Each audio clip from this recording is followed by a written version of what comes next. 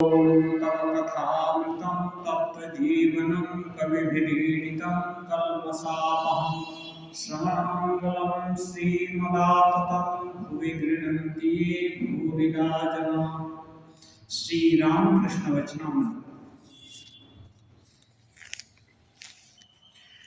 Master के प्रति उपदेश।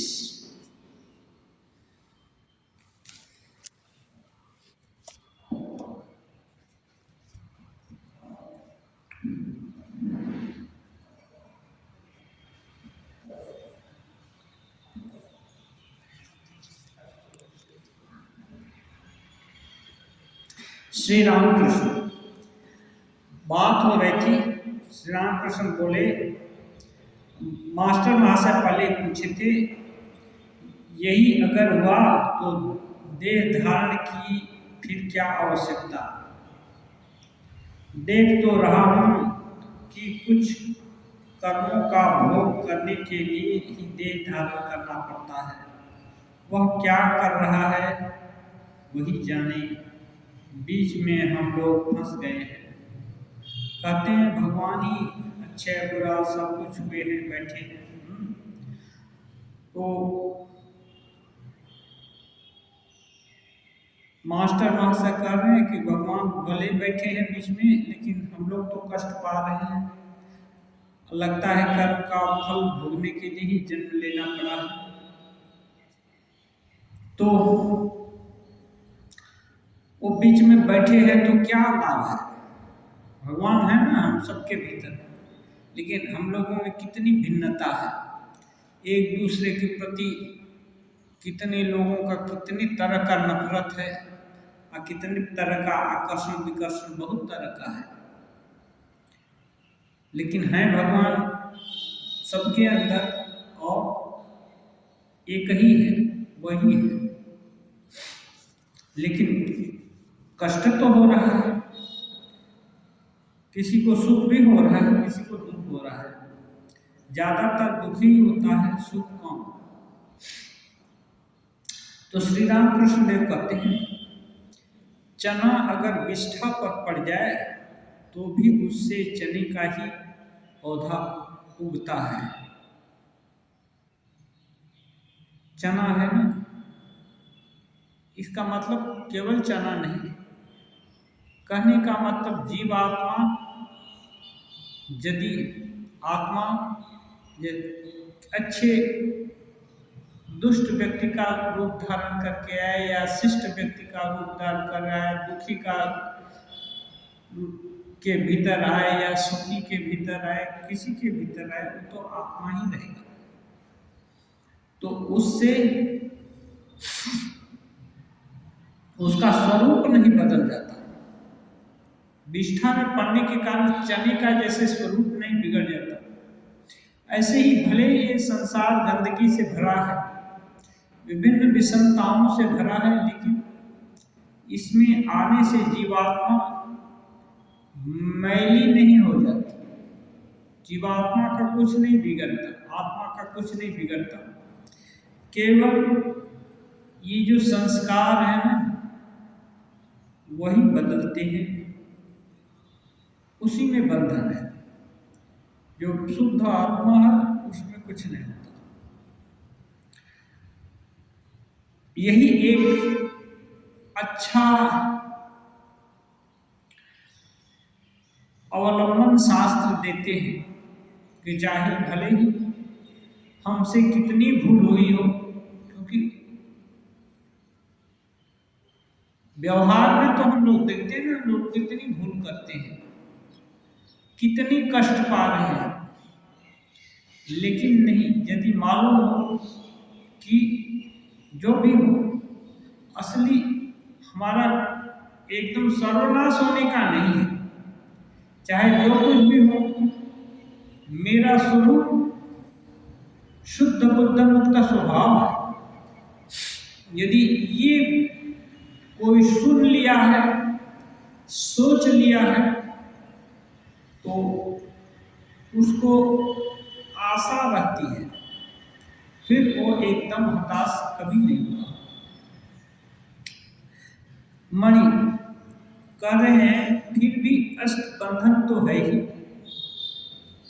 कर रहे हैं, जीवात्मा आत्मा है, भले ही जीव के रूप में आई, लेकिन 8 प्रकार का बंधन तो है। 8 प्रकार का बंधन क्या होता है? लज्जा, लज्जा, घृणा, भय, जाति, कुल, मान, अभिमान, ये सब ये है।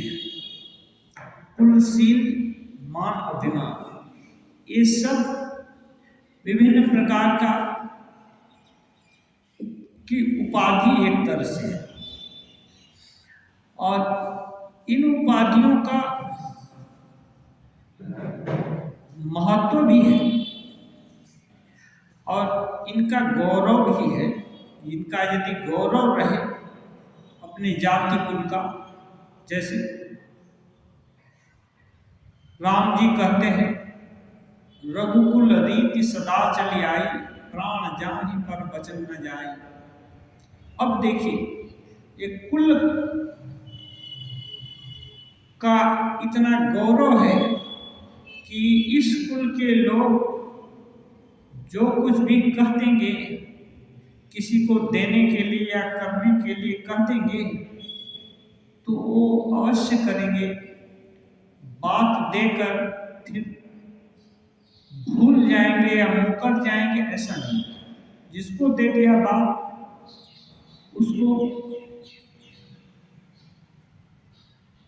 अब वापस नहीं लेंगे। इसको बोलते हैं सत्य का आट। सत्य का आट माने एक बार किसी को बोल दिया कि करेंगे, तो लेकिन इसमें एक बात है, कितना तक सत्य निभाएंगे। हर मनुष्य की सीमा होती है। अच्छा, ये मान लीजिए कोई भी रिप्रेजेंटेटिव है, प्रधानमंत्री को ही ले लीजिए, या कोई भी राष्ट्राध्यक्ष हो या बड़ा पद पोस्ट पर हो, या हमारा प्रेसिडेंट महाराज जी है, उनका 6-8 महीने का शेड्यूल निर्धारित रहता है। यहाँ दीक्षा होगी, वहां जाएंगे, वो करेंगे, ये करेंगे। बीच में ही यदि प्राण पखेरु चले जाए तो फिर क्या वो मिथ्यावादी हो गए? ये मिथ्यावादी, इसको मिथ्यावादिता नहीं कहते। हम लोग बुद्धेशानंद जी महाराज प्रेसिडेंट हुए हैं अपने संघ के, बहुत उच्च कोटि के साधक मिल रहे हैं।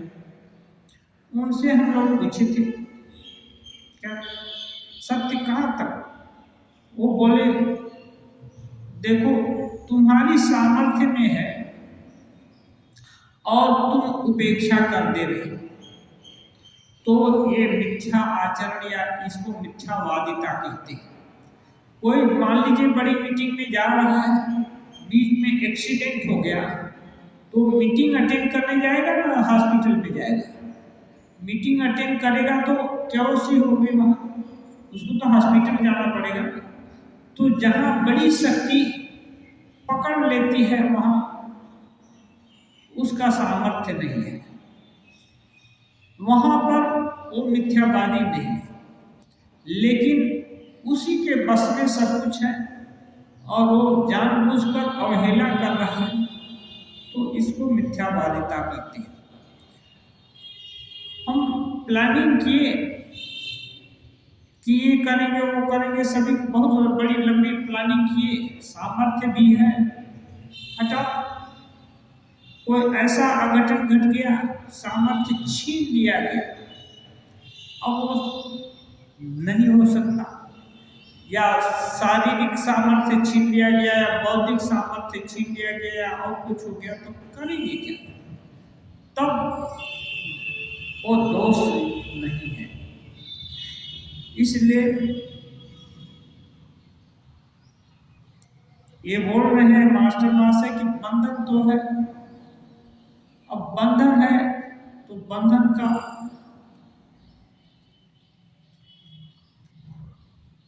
देखिए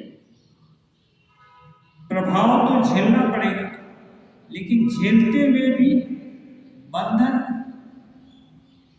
ही सब कुछ है या बंधन में ही हर समय रहेगा, ऐसी बात नहीं है।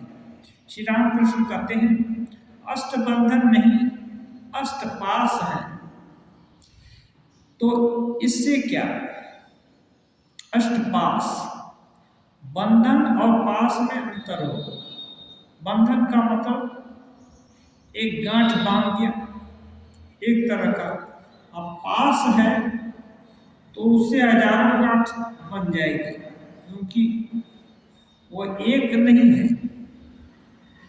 पास वो शक्ति है जिससे एक साथ हजारों लोग को बांध सकती है।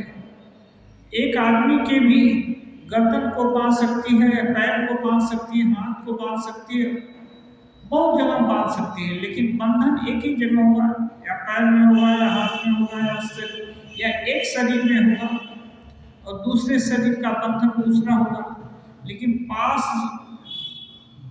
एक बड़ा है, तो इसलिए बोलते हैं ये अष्टपास है। जो भी हो, लेकिन इससे क्या मतलब, ये ज्यादा कुछ नहीं कर सकता है।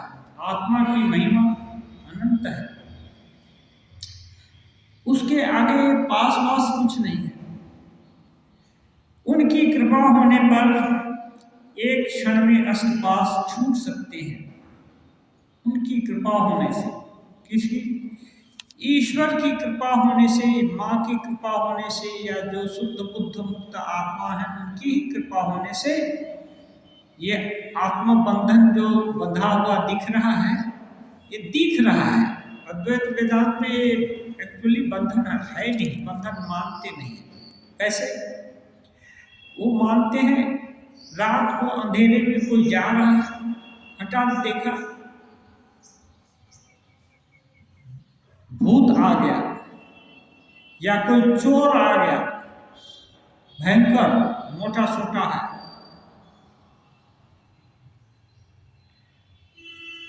डर करके पसीना छूट गया, भागने का कोशिश कर रहा है, या किसी को हो तो हार्ट अटैक हो जाएगा, भूत के डर से वहीं गिरकर मर भी जाएगा। लेकिन एक्चुअल में वो भूत भी नहीं है, चोर भी नहीं है, वो एक लकड़ी का ठूठ पड़ा हुआ है, सूखा हुआ पेड़ टूट करके गिर गया है, आदमी के साइज का हो गया। अब लीजिए, है तो ठूठ, लेकिन वहीं पर एक दूसरा व्यक्ति जो जानता कि यहाँ एक सूखा हुआ पेड़ पड़ा हुआ है, बहुत दिन से कोई काटा नहीं, वो आएगा तो उसको चोर का भय, क्या भूत का भय होगा? कभी नहीं होगा। तो ये भय भीतर से आया ना, और ज्ञान हो जिसको है उसको भय नहीं है। और यदि इसी व्यक्ति को ज्ञान हो जाए, दूसरे जिस समय डर लग रहा है उसी समय कोई गाड़ी जा रही है, उससे जोर से प्रकाश पड़ गया और दिखाई दिया अरे लकड़ी है, तो उसका डर तुरंत खत्म हो जाएगा। अरे तुम क्या भूल कर रहे थे, कांप रहे थे, ये तो लकड़ी है ना। तो ये ऐसे ही अद्वैत वेदांती मानते हैं कुछ है नहीं, ये भूल के कारण ये सब दिख रहा है। लेकिन अन्य व्यवहार में तो ये है, कष्ट देता है। इसलिए सहज उपाय है भक्ति मार्ग कलिकाल के लिए ठाकुर बुद्ध उनको श्रेष्ठ मानने, किसी व्यक्ति को श्रेष्ठ मान लिया और उसको अपनी जिम्मेदारी सौंप दिया। मान लीजिए किसी, हम लोग क्या करते हैं, अधिकांश लोग, बैंक बना हुआ है ना, तो बैंक किसी राष्ट्र की का एक खजाना है, अब उसका रिसिप्ट मिल गया, रुपया नहीं मिला, करोड़ों अरबों रुपया बैंक में रख दिया, वो जानता है हमारा, जब जरूरत होगा तो बैंक दे देगा। विश्वास है और होता भी है, सब देख रहा है इन्फ्लुएंस से कि ऐसा होता है। बैंक, देश का बैंक बेईमानी नहीं करेगा, किंतु कभी कभी देखा गया है पूरा बैंक भी बैंकक्रप्ट हो गया है, खत्म हो गया है, पूरा देश की इकोनॉमी एकदम डूब हो गई है, नहीं भी मिला। फिर भी नहीं मिलने पर भी एक देश में कभी आपद विपद आ गया तो भी अन्य देश कि लोग ये नहीं मानते हैं कि ये बैंक डूब जाएगा, सब बैंक डूब जाएंगे, इसलिए विश्वास करते हैं। और ये तो जागतिक चीजें हैं, थोड़ा 19-20 होता रहता है, लेकिन जो ईश्वरीय सत्ता, जो ईश्वर है, ईश्वर क्या है?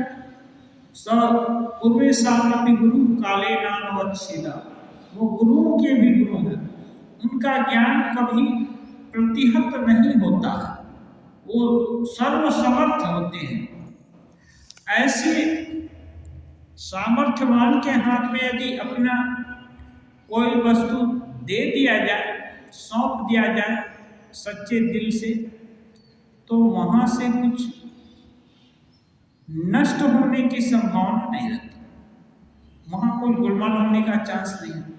और ये इतने विश्वस्त है, किस लिए विश्वस्त है?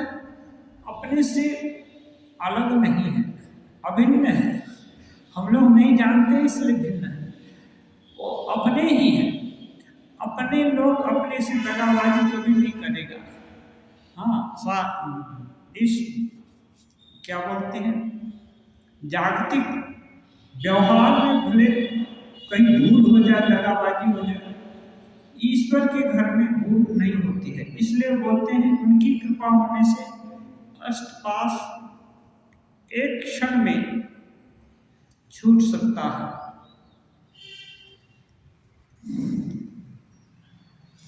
कैसे बोलते हैं? जिस तरह के 1000 साल के अंधेरे कमरे में दीपक ले जाने पर एक क्षण में अंधेरा दूर हो जाता है, ऐसे ही कृपा कटाक्ष माने जस्ट नेत्र खुला और बंद होता, नेत्र खुलना बंद होता, एक बार खुला हर कुछ दिख जाएगा, एक बार खुला कृपा कटाक्ष होगा, सदा के लिए अंधकार दूर हो जाएगा। ये ऐसा अंधकार में माचिस की ज्योति तो बुझ सकती है, लेकिन ये ज्ञान ज्योति नहीं बुझती। क्यों?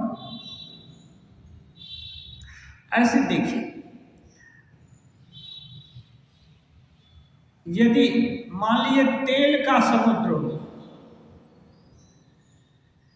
पहले तो तेल के समुद्र में आग नहीं लगती है, बहुत मुश्किल है आग लगती, लेकिन किसी प्रकार से लग जाए तो और किससे बुझाएंगे? किसी चीज से बुझने वाला है, वो बुझ ही नहीं सकता है, वह सदा जलता रहेगा। क्यों? इतना बड़ा वालूम है कि उसके आगे और कुछ जो कोई भी उपाय करेंगे वो उपाय सक्सेसफुल नहीं है। ऐसे ही ये जो भीतर में सबके जो ईश्वरत्व का ज्ञान इतना बड़ा है, इतना विशाल है कि हम लोग जानते नहीं हैं, इसलिए अपने को अज्ञ अल्प माने थोड़े में जानते हैं, समझते हैं, लिमिटेड समझ रहे हैं। जैसे ही अनलिमिटेड का ज्ञान हो गया, अब फिर कोई कितना भी बुलावा में दे और बुलावा नहीं होता है। इसी को बोलते हैं, ये है जानत तुम्हें हो जाए, इसको ट्रांसफॉर्मेशन कहते हैं। ये ऐसा दर्शन नहीं है, कोई बोलते हैं कि हमको इस देवी देवता का दर्शन हुआ, उस देवी देवता का दर्शन हुआ, ऐसा हुआ वैसा हुआ, लेकिन व्यवहार में देखते हैं तो वो जैसा था वैसा ही है, ऐसा नहीं होता। ईश्वर दर्शन का फल क्या है? भिद्यते हृदय ग्रंथि छिद्यन्ते सर्व संशया क्षीयन्ते च अस्य कर्माणि तस्मिन् दृष्टे परावरे। उपनिषद में है, इसकी हृदय की गांठ है ना, भिद जाती है, कट जाती है, सब संशय छिन्न हो जाता है, सब संशय खत्म हो जाएगा, सभी कर्म खत्म हो जाएगा। हम लोग प्रयास क्यों कर रहे हैं? प्रयास जो भी कर रहे हैं वो कर्म में ही आता है, कर्म के लिए तो प्रयास है, और प्रयास भी कर्म है। सोच रहे हैं ये भी कर्म है, सांस ले रहे हैं ये भी कर्म है। ये क्यों करते हैं? जाने या अनजाने करना ही पड़ता है, क्योंकि वहां तक हम नहीं पहुंच पाएंगे। वहां पहुंच जाएंगे जब अपना टारगेट पूरा हो जाएगा। जैसे एक बच्चा पढ़ता है, उस सब्जेक्ट की उसको डिग्री मिल जाए तो और उसमें नहीं पढ़ेगा, उसमें और पढ़ने का उसका दिल ही खत्म हो जाएगा।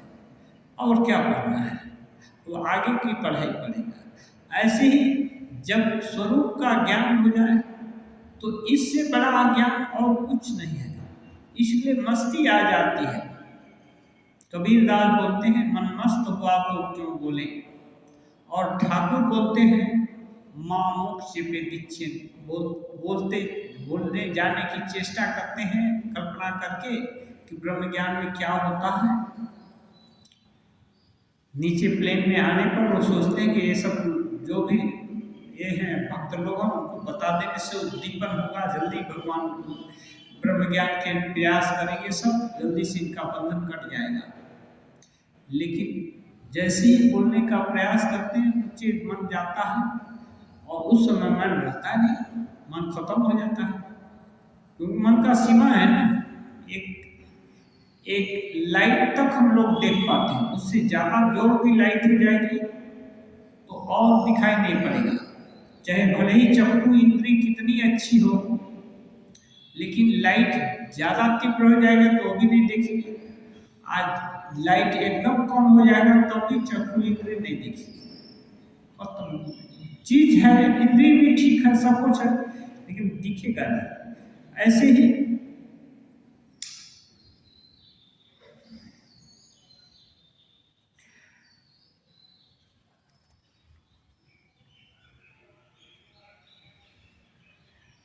वो जो प्रकाश है खत्म हो गया, अंधकार खत्म हो गया तो फिर प्रकाश को और कोई दबा नहीं सकता है, वो स्व प्रकाश है। अब उस प्रकाश की इति नहीं होगी, बस वही सर्वदा, वही असली है। असली पहुंच जाने से फिर और कोई नहीं। इसी को समझाने के लिए विभिन्न उपमा दे रहे हैं। कमरे में दीपक लाने पर अंधेरा एक क्षण में दूर हो जाता है।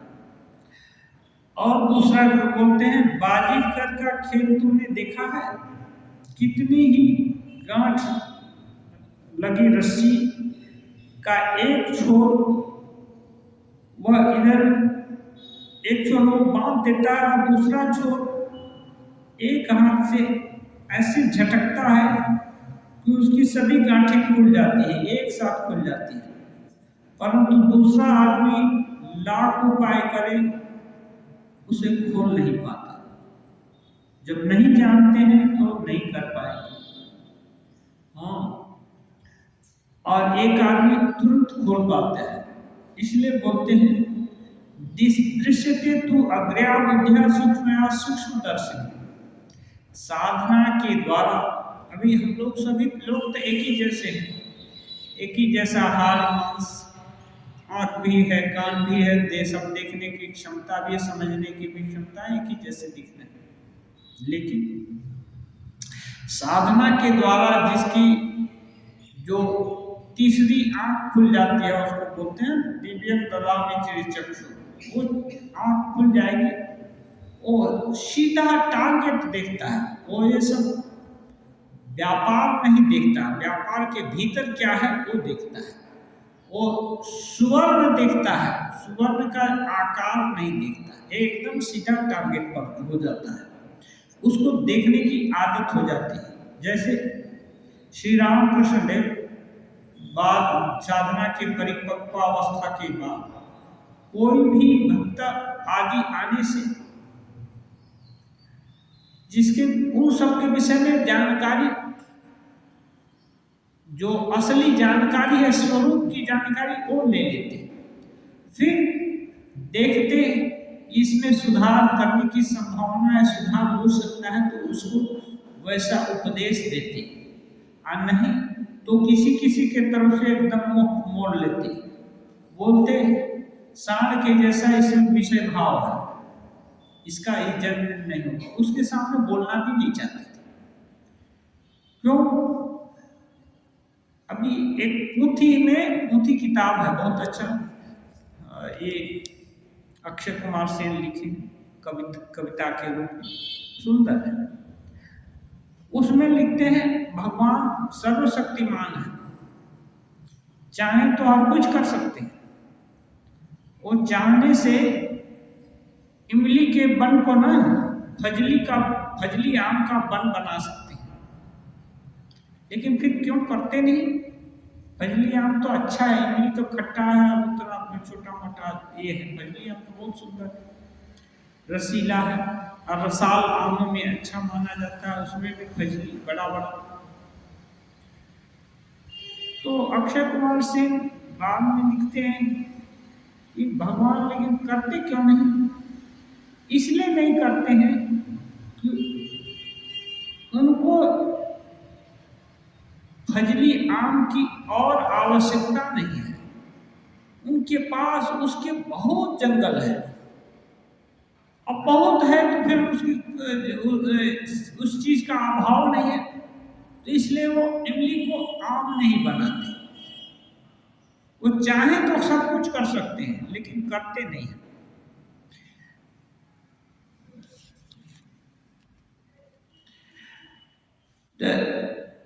ये जो है उपाय, जिस ईश्वर की कृपा से जिसकी बुद्धि खुल गई है, या साधना के द्वारा जिसकी बुद्धि खुल गई है, वो मानो तुरंत एक झटके में अंधकार से प्रकाश की तरफ, हजारों करोड़ों साल की जो एक माया का जो गांठ है या अंधेरा है, चट से काट देता है। लेकिन दूसरे लाख प्रयास, लाख जप ध्यान, लाख क्या सेवा व्रत अनुष्ठान कितना कर रहे हैं, छाती पीट पीट कर गा रहे हैं कीर्तन, कुछ नहीं होता है। हाँ, क्यों? ये शब्द मात्र है, वो दृष्टिकोण, जो दृष्टिभंगी है, वो खुली नहीं। हाँ, वो जो फैकल्टीज खुली नहीं, इसलिए ठाकुर बोलते कि इसमें सांड के जैसा विषय भाव है, इसका नहीं होगा। तब क्या होगा? लेकिन भगवान किसी का अकल्याण नहीं चाहते। ठीक है, उसको विषय में रुचि है, उसका उपयोग करने दो, उपभोग करने दो, इसी के लिए तो संसार बना है, एक्सपीरियंस करने तो बहुत समय है। हाँ, हड़बड़ क्यों करते हो? जीना है कई वर्ष, कितने जन्म लेने के लिए फ्री भी मिलते हैं, उसमें कौन सी कमी है? और 1000-2000 वर्ष बाद जन्म लेगा। लेकिन जो छटपट कर रहा है कि नहीं मुझको तो चाहिए, भगवान उसको सहायता करते हैं। God helps those who helps ourselves. जो छटपट करेगा अपनी सहायता के लिए, उद्ग्रीव प्राण होगा, भगवान उसकी सहायता करते हैं। श्री गुरु की कृपा से ग्रंथियां एक क्षण में खुल जाती हैं। गुरु का कृपा होने से ग्रंथि, तो गुरु का कृपा ऐसे नहीं होता, कृपा चाहने से होगा। और जबरदस्ती गुरु जी कृपा कर दो, ऐसे कोई करने से नहीं होगा। कृपा चाहने के लिए वो दिल चाहिए। नहीं मांगने से भी गुरु कृपा करते हैं, मांगने से भी, गुरु का सिर काट देने से भी गुरु की कृपा नहीं होगी। लेकिन कुछ नहीं देने से, पूरी कौड़ी नहीं देने से भी गुरु कृपा कर देंगे, क्योंकि अहेतुक कृपा सिंधु है ना। जो योग्य आधार होगा वहीं पर तो देंगे, कृपा जहां तहां नहीं होती है। अच्छा, केशव सेन इतना बदल कैसे गया बताओ तो। परंतु यहाँ खूब आता था, यहीं से नमस्कार करना सीखा। एक दिन मैंने कहा, साधुओं को इस तरह से नमस्कार नहीं करना चाहिए। जैसे एक हाथ उठाकर नमस्कार करना, जैसे साधु लोग के साथ नमस्कार नहीं करना चाहिए। दोनों हाथ जोड़कर सिर झुकाकर कम से कम करना चाहिए। पैर छूकर नहीं भी करे तो दोनों हाथ जोड़कर सिर झुकाकर के नमस्कार करना चाहिए। एक हाथ से आओ नमस्कार कर लिया। तो ठाकुर सिखाए भी हैं, ये प्रणाम करना जानते, लेकिन ठाकुर किसी का अकल्याण हो इस उद्देश्य से प्रणाम नहीं करते हैं। यदि श्रेष्ठ लोग किसी माने कम प्रतिभावान लोग को यदि झुक जाए उनके सामने प्रणाम करे तो उससे इसका अकल्याण होगा, लेकिन ठाकुर इसका अनिष्ट करने के लिए नहीं करते, किसी का अनिष्ट करने, उसको सिखाने के लिए करते। और उसके भीतर, सबके भीतर विराजमान जो भगवत सत्ता है उनको ही प्रणाम करते। उनको प्रणाम करने से उस व्यक्ति के अहंकार को तो प्रणाम नहीं करते हैं, इसलिए दोष नहीं होगा उसको। एक दिन ईशान के साथ गाड़ी में कलकत्ता जा रहा था। उसने मुझसे केशव सेन की सब बातें सुनी। हरीश कहता है, यहाँ से सब चेक पास करा लेना होगा, तब बैंक से रुपए मिलेंगे। यहाँ माने ठाकुर अनेक समय अपने को मेरा ये सब नहीं कहते, अहंकार का द्योतक है, इसलिए यहाँ बोलते हैं। हरीश बोलता कि यहाँ से मैंने सर्टिफिकेट ले लिए रामकृष्ण देव से, तब पैसा मिलेगा। पैसा मिलेगा माने भगवान के घर में प्रवेश का रास्ता खुलेगा। इसलिए वहाँ जाकर ये रामकृष्ण के पास आकर चेक माने रास्ता का परमिट कटवा लेना चाहिए। इसलिए रामकृष्ण देव बाद में बोले भी थे कि जो अच्छे साधक होंगे उनको यहाँ आना ही होगा। यहाँ आने का मतलब उनके उदार भाव, या केवल उदार नहीं थे, उदार जैसे हैं वैसे गंभीर भाव, भगवान को छोड़कर और कुछ नहीं जानते, कुछ नहीं मानते, किसी पर भरोसा नहीं है, ऐसा अनन्य भाव यदि किसी का हो तो भला उसको प्राप्ति क्यों नहीं होगी? कोई नहीं रोक सकता है। अनन्य हो जाए तो कोई नहीं हो सकता। रामकृष्ण देव क्या व्याकुलता, क्या बुद्धिमत्ता, हर तरह से हर युक्ति, हर भाव है उनके अंदर। रामकृष्ण देव एक और उदाहरण दिए हैं, वो एक रंगरेज बोलते हैं, रंग की कढ़ाई है, जो कोई भी आता है बोलता है दादा ये रंग में रंग दो, वो बोलता है ठीक है, उसी कढ़ाई में घुसाता है उस कपड़े को और बोलता है लो भाई ये तुम्हारा रंग हो गया।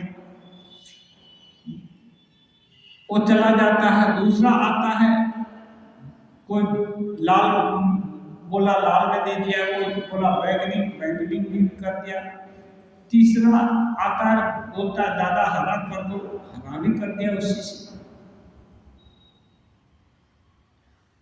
कोई व्यक्ति दूर से देख कर तमाशा देख रहा था, उसको कुछ लेना देना नहीं था, लेकिन कभी कभी डिस्कशन होता है तो किसी का नजर उस पर पड़ जाता है, तो सोचा ये तो बड़ा तमाशा चल रहा है। जो आता है उसको एक ही बर्तन में डुबाता है, लेकिन बोलता है ये लो ये हो गया, और सच में हो भी जाता है। ये क्या बात है? तो ये है कल्पतरु जैसे बोलते हैं ना, विश फुलफिलिंग ट्री, जो चाहेगा वही हो जाता है। इसलिए जो भावना करके रंगरेज उसमें कपड़ा डुबाता है, कपड़ा उसी रंग का हो जाता है। उसकी सामर्थ्य, उसको इतनी सामर्थ्य दे दी गई।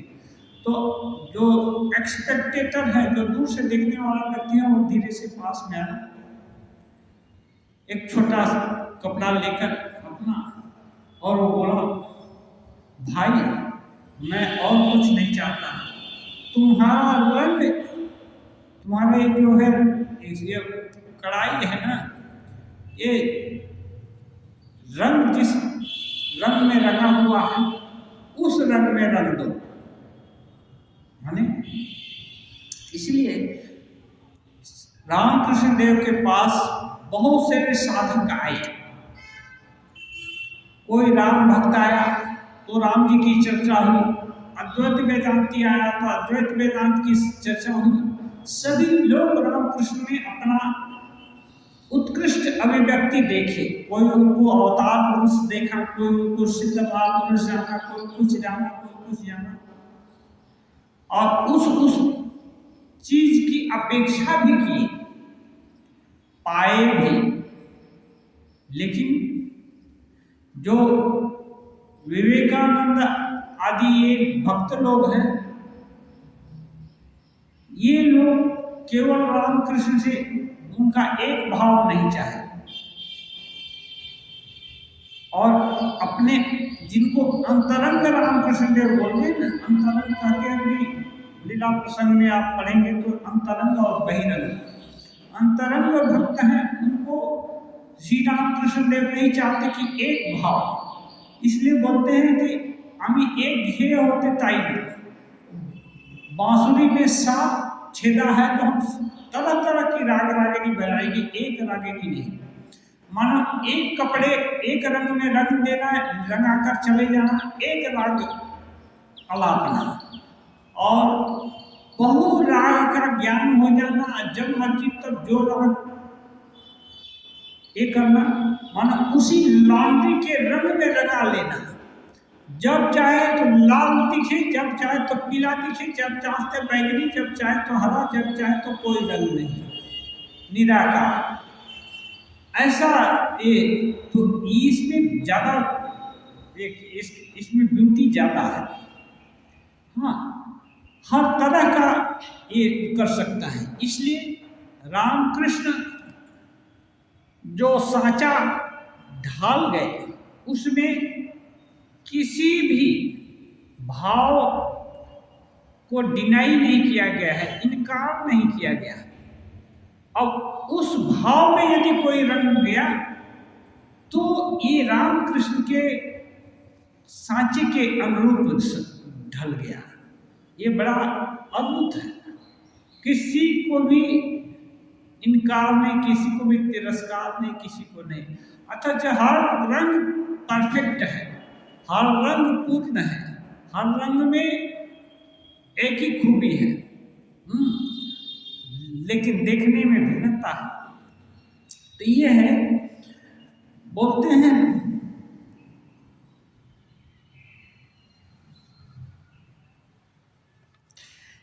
ऐसी विशेषता रामकृष्ण के पास है, तो बोलता है चेक पास करा लेना है। माने अब वो यदि रामकृष्ण यदि कोई रास्ता बता दे तो चाहे जिस भी मार्ग से कोई साधक जा रहा हो, वो गंतव्य तक यदि ठीक ठीक पालन किया तो हो जाएगा।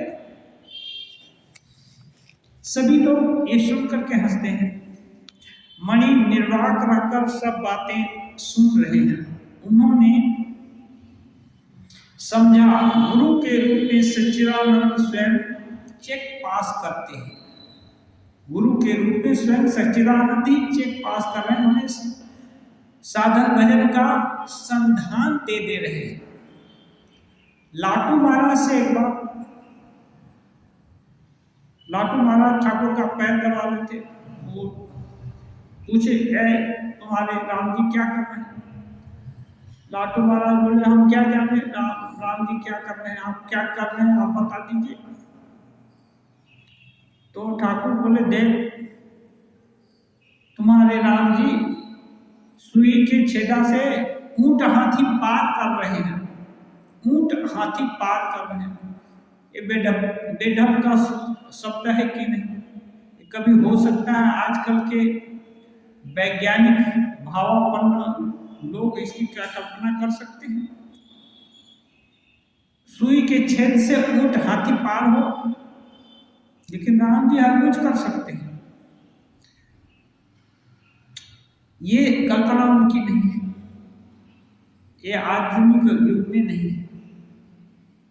तो लाटू महाराज तो बच्चे थे, सुन लिए, ज्यादा कुछ पूछे नहीं। ठाकुर बोल रहे हैं, सुन लिए। बाद में, बहुत बाद में लाटू महाराज बोलते हैं, कितनी बड़ी बात ठाकुर कह गए, उस समय क्या मैं इसकी धारणा कर पाता था? मैं कहा मूर्ख, कोई गुण नहीं, कोई ज्ञान नहीं, कोई कुछ नहीं, मेरे अंदर ठाकुर साधन ढाल दे रहे थे। हाँ, ये भगवान का अद्भुत प्रभाव नहीं तो और क्या है? तो ये लाटू महाराज बोल करके बहुत द्रवित हो जाते थे, ठाकुर क्या दे रहे थे। इसलिए भगवान के लिए कुछ भी असंभव नहीं है, वो करके दिखा दे रहे थे। श्री रामकृष्ण कहते हैं, विचार न करना उन्हें कौन जान सकता है। ठाकुर मास्टर महाशय तो विद्वान थे, इसलिए विद्वान लोग मैंने क्या, इस जगत के विभिन्न सब्जेक्ट के विद्वान थे। तो ये लोग बाहर से अपने बुद्धि, बाह्य बुद्धि से ये समझना चाहते हैं सब चीज को। बाह्य बुद्धि से ईश्वरी तत्व नहीं समझा जाता। ईश्वरी तत्व समझने के लिए दिव्य चक्षु चाहिए, दिव्य भाव चाहिए। और ये भाव क्या है?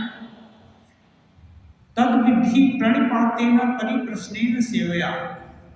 ये जो ईश्वर तत्व है, श्रेष्ठ लोगों के पास जाकर के जो भगवत दर्शन पाए हैं, उनके पास जाकर प्रणिपाते, उनको प्रणाम करना होगा और उनसे पूछना होगा, कस्मिन् नो भवो विज्ञाते सर्वमिदं विज्ञातं भवति इति। हे भगवान, को उपाय बताइए, किस उपाय से का अवलंबन करें जिससे सब कुछ जाना जाए। ऐसे करके पूछना पड़ेगा, ब्रह्म ज्ञान भगवान के विषय में पूछना पड़ेगा। और केवल इतने से ही नहीं होगा, अवसर ढूंढ कर उनकी सेवा करनी होगी। क्यों? ये सब जिसके अंदर भाव होंगे, इसका मतलब उसमें शील है, उसमें नम्रता है, उसमें योग्यता है। अच्छे नीची जमीन होती है, उसमें जल धरता है, ऊंची जमीन से लुढ़क जाता है। इसलिए जिसमें ऐसा स्वभाव है, भगवान की करुणा उनके प्रति द्रवित होती है और फिर उसका कल्याण हो जाता है। वहाँ केवल जागतिक विचार से काम नहीं चलेगा, वहाँ चाहिए तीक्ष्ण बुद्धि, विवेक बुद्धि। कौन सा सत्य है? गुरु वाक्य है। गुरु वाक्य आंख बंद कर, बिना सोचे, बिना समझे तुरंत पाला, इसको बोलते हैं गुरु वाक्य। कहते हैं उन्हें कौन जान सकता है? किसी की भी सामर्थ्य नहीं कि उनको कोई जान जाए। तब फिर क्या होगा? जानत सोई जाने जही देहु जनाई। जिनको वो खुद को जना देंगे कि देखो यही मैं हूं, यमेव ईश वृणति तेन लभ्ये। जिनका वे वर्ण करेंगे कि इनको ब्रह्म ज्ञान हो जाए, इनको आत्मज्ञान हो जाए, उनको ही होता है। इसलिए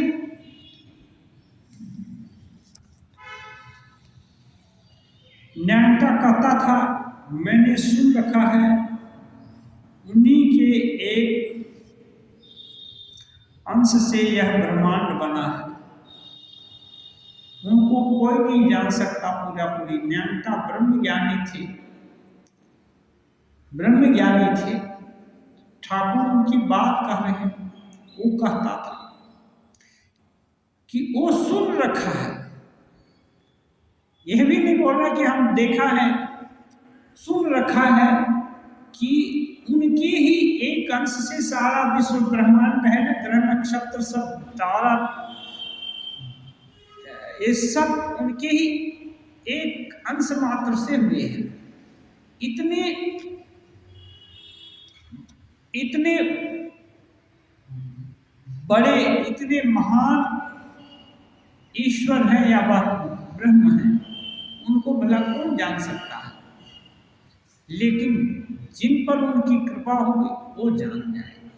जानना तो तुम्हें ही हो जाए, सोई जाने जही देव जनाई। जिनको वो जनाएंगे वो जान जाता है, जितना तक जानेगा। और पूरा पूरी तो कोई नहीं जान सकता है, पूरा पूरी तो वही जानेंगे। क्यों? एक चींटी के माफिक सामर्थ्य है सबकी। चींटी खाने से मिठास क्या होता है, चीनी का फल क्या होता है जान के, और क्या जरूरत है। इसलिए बस उतना तक सब लोग, उतना तक जिनकी जिसके ऊपर उनकी कृपा होगी वो जान सकता है। हाजरा में बड़ी विचार होती है, वह हिसाब करता है इतने में संसार हुआ, इतना बाकी रह गया। उसका हिसाब सुनकर मेरा माथा चकराने लगा। मैं जानता हूँ मैं कुछ नहीं समझता, कभी तो उन्हें अच्छा सोचता हूँ और कभी बुरा मानता हूँ, उनको मैं क्या समझूंगा। ठाकुर हिसाब ये क्या है, सिखाने के लिए प्रारंभिक अवस्था में बहुत सारा दर्शन हुए हैं। इतने अंश से हुआ, उतने अंश से हुआ, सब तक वर्णन है। वही चीज विभिन्न किताबों में पढ़ा है, आज वही चीज बताता है। अब जिनको वस्तु का ज्ञान हो गया, जो पीएचडी की कितनी थीसिस लिख चुका, वो उसको बोलेंगे इसको ओ कहते हैं, उसको आ कहते हैं, इसको ए कहते हैं, उसको बी कहते हैं। सदा हर समय कोई पढ़ाते रहे तो उसको अच्छा लगेगा। वो तो लास्ट तक चीज जानता है, उसको ये सब छोटे क्लास का पढ़ाई अच्छी नहीं लगेगा, सब याद है उसको। हाँ, केवल रट करके परीक्षा पास नहीं किया है, पूरा पूरा नॉलेज है, फिर वो उसके इस छोटे ज्ञान में नहीं हुआ। तो रामकृष्ण देव का ऐसे ही है। ये सब व्युत्पत्ति, ये नए साधक को ईश्वर की अवधारणा कराने के लिए विभिन्न तरह से बताना होगा। जो ईश्वर का साक्षात्कार कर लिया है उनको ये छोटे मोटे डिटेल से कोई फर्क नहीं, जरूरत नहीं है। इसलिए वो बोलते हैं मुझको ये अच्छा नहीं लगता।